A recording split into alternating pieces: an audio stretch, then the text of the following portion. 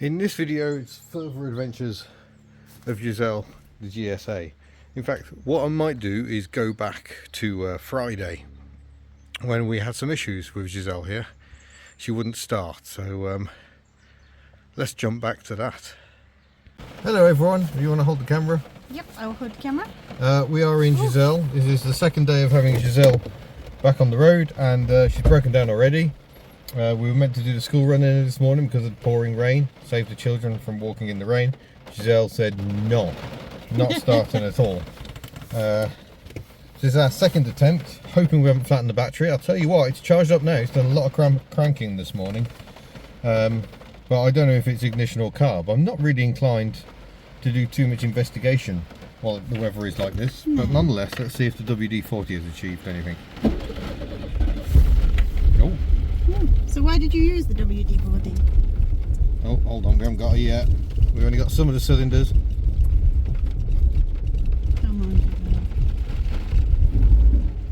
What we will mention is that it is pouring with rain, we need to do a grocery shop, and this is the only car at home right now. Yeah, all the other cars are up at the unit or at Whiteland Restoration. It's gone well. But there we go, that would appear to do the trick. So I sprayed it all over the distributor and all over the leads, and that usually suggests that electricity is leaking somewhere along that route. So I think we're going to be in for a set of HT leads. But the spark plugs, I know the spark plugs aren't great. They've been in for 2 years. She hasn't, no. So she is overdue a service, and that doesn't help. But yeah, a familiar scene for many people growing up in the 70s and 80s was going out to your car in the morning and just that awful sound of row, row, row, row, row, row, row, row, and no spark. So at least it appears not to be carburettor, so I'm taking that as a good sign. This is a win. I need to get some demisting on. Definitely. Because we are a bit steamy uppy here. Yes. But it looks like we can go shopping. So now the question is, do we go shopping and then change cars, or do we change cars and then go shopping? We have just ditched Betty. Yeah, Betty has just been abandoned up at the farm because she doesn't fit in the unit. And also we were in a crazy rush. So yeah. So maybe we're going to put Giselle away. Only briefly, folks. Yeah. I know that you're going to be worrying that she's just going to get stuck in there, but there's clearly work to do on this car. And this is not really Giselle weather. But the thing is, she now has her MOT, so she is legal. So yeah, and also that means now got the advantage you can work on the car and run her and take her places to see whether stuff has worked. Yes. Or take her to specialists to do the work. Yeah. So that's what we're going to be about. But yeah. But mostly we need to go and move Betty, so she's not being a nuisance. So this is turning into a bit of a diary of a mildly chaotic day. And we had a lovely message from Lewis this morning saying don't come to the unit, or don't go to their unit to see what's going on with Shemi, because it's not good. And oh look, my intermittent wipers aren't working anymore. Great. The parking. We're trying not to think about Shemi today. Remember? Yeah. So we're not thinking about Shemi today because we've been told it's not good news. But it will get sorted. But we probably don't want to be there to look at things at the moment. Huge. I can't tell you how huge thank you to Lewis and Leanne at Whiteland. Yeah. Lewis is very, so very flipping calm because it looked like doom yesterday. It did. And Lewis just is praying like a million miles an hour. Well, it's just metal. Conjured up a little plan and off he went. So flipping heck, thank you. Got a bit beyond our abilities. Not very much. Are we just going to sit here while the car demits? We can't go to really. Talk amongst yourselves, guys. Yeah. This is one of the downsides of all cars. There are no vents for the side windows, so these are all misting up. I'm not sure what we're going to do. Probably use my microfiber cloth, to be fair. Can I pass you the phone? Because I'm starting to melt in this picture. Okay, you take your big coat off and we'll get underway. Now this is all very rough and ready because I haven't got a mic with me. I wasn't planning on filming today, but I just remember before I drove off today we've got some clutch issues I need to address. We'll dig into that in a minute. But here's how later that day panned out, Friday the 13th, in now in Betty the Fairmont. So it is very, very Welsh today. Very Welsh indeed.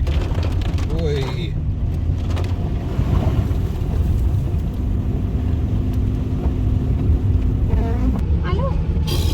Yeah, miserable old day. Sometimes it just is, but that's where air conditioning has its uses because it's so damp, and Giselle proved what happens when you don't have it. Cars just steam up this time of year.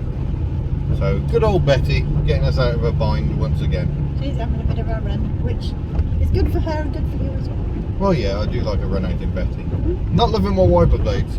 You might be able to hear them chattering away. I've got Hainer hybrid blades on this. We had an awkward moment in the MOT yesterday where we opened the door and a wiper hit the ground. A wiper fell out, yeah. He goes, "Oh, that's my rear wiper." I said, "No, that's just your extra random wiper that you use for cleaning." Extra wipers are good to have. So yeah, I need to decide where I'm going to go in my wiper blades. But yeah, this is another reality of rural living. Is it's about 18 miles to a supermarket. And yes, there are convenience stores closer than that, but that convenience comes at a cost. Yes. So it's actually still worth getting in something as gas guzzling as Betty to go and get the weekly shop. Yeah. And yeah, on a day like today, you just want to stay in bed, but we have actually run out of food. Because the children are locusts. Yeah. But we swapped to Betty. We've got stuff to do with the kids tonight, so hopefully, touch wood, Betty will remain turnkey reliable in a way Giselle sadly isn't at the moment. So she's overdue a service. We know she's not in the finest fettle, and it's just unfortunate circumstances that left us with one car at home. And we'd normally have two, so if one failed to start, you could go and jump in the other one. But in truth, cars don't generally leave me stranded. It's just sod's law. It happens when we've only got one car at home. Yeah. But as far as we know, the children got to school. Oh, but I hope so. Yeah. And yeah, we'll face the music when they get back later. They of course are not really used to the older cars being a bit of a letdown in terrible weather, but we kind of remember that from our childhood. My dad's lumpy Montego whenever it rained. Fire on 2, then maybe 3, finally probably 4 cylinders. Parking cars up top of the yard so you can jump out the back. Yeah, get a bump start downhill. Yeah. So they're unaware of such times. But yeah, right, we're going to go and do our shopping. So again, apologies for the rather dreary sound, but here we are today. I've just walked up to the unit. It's been a lovely day. It's splendid today, much better than Friday, thankfully. Started first time, all good, and then I remembered I need to adjust the clutch. So let's dig into that. Last time I adjusted the clutch, it was an absolute pig to get at, but someone at the time told me if you remove the heater assembly, it's a lot easier to get at. This side's all vacant on this side. I don't know if that makes left-hand drive a lot easier to do. I don't know, but yeah, the clutch adjuster is down there somewhere. I don't think you're really going to see it. It's very dark down there, but at least maybe now I can get a spanner in and actually adjust it. I managed to move the nuts down just by reaching down there, but that made it worse, so I think I need to bring the nuts up the adjuster. That'll make the cable shorter, won't it, or something? Probably. No, still can't get a spanner on it, but I have got my hands on it, and now adjusted up the pedal. We've got a little Diego in the back here who walked up with me today. If we now look at the pedal, yeah, that's a much more acceptable amount of free play. It was kind of going down to about there with the free play. That is much better. And yes, poor Giselle does need to clean. And no, I don't know what those wires do. Nothing critical, one hopes. But yeah, any concerns about the battery, I think we're disproven on Friday. We had to do so much cranking trying to get her started, and she just wouldn't go. So I think the battery's good. And the long run we had after the MOT charged the battery up fully. So now I need to reassemble this, get the heater back in, and we can go home. But really, that kind of concludes this one. Giselle desperately needs a service and some HT leads. Look at these leads. And the fact they're red speaks volumes, but they don't want to bend.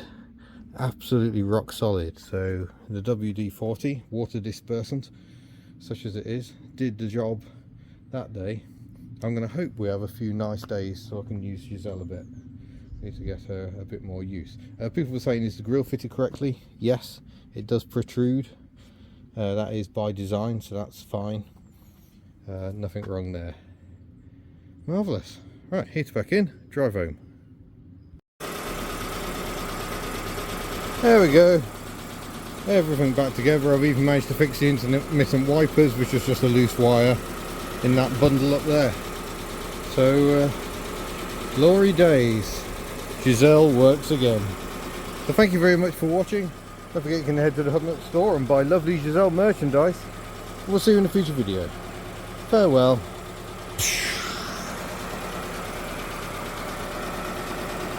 Oh, just before I go, actually, Giselle and I are going to be at the NEC Classic Motor Show along with Steph, iDriver Classic, and Matt Furious Driving. We are having our little stand once again. Very, very nice. Hall 3A. We're going to do a ticket giveaway very, very soon. So stay tuned to the channel and watch out that. It's not going to be a separate video. It's going to be within a video.